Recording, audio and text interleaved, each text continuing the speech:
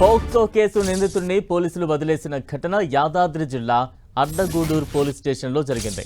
ఇంటి గోడ దూకి వచ్చి మైనర్ బాలికపై ఓ యువకుడు అఘాయిత్యానికి పాల్పడ్డాడు.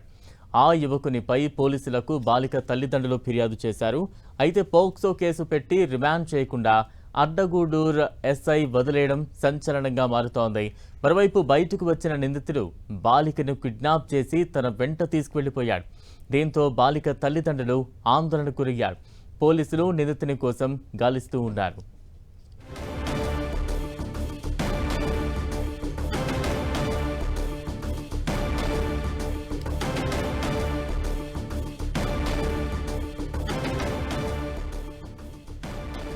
బ్రేక్ న్యూస్ చూస్తూ ఉన్నాం. పోక్సో కేసు నిందితుడిని పోలీసులు వదిలేసిన ఘటన యాదాద్రి జిల్లా అడ్డగూడూరు పోలీస్ స్టేషన్లో జరిగింది. ఇంటి గోడ దూకి వచ్చి మైనర్ బాలికపై ఓ యువకుడు అఘాయిత్యానికి పాల్పడ్డాడు. ఆ యువకునిపై పోలీసులకు బాలిక తల్లిదండ్రులు ఫిర్యాదు చేశారు.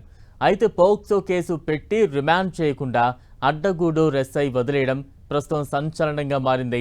మరోవైపు బయటకు వచ్చిన నిందితుడు బాలికను కిడ్నాప్ చేసి తన వెంట తీసుకువెళ్లిపోయాడు. దీంతో బాలిక తల్లిదండ్రులు తీవ్ర ఆందోళనకు గురయ్యారు.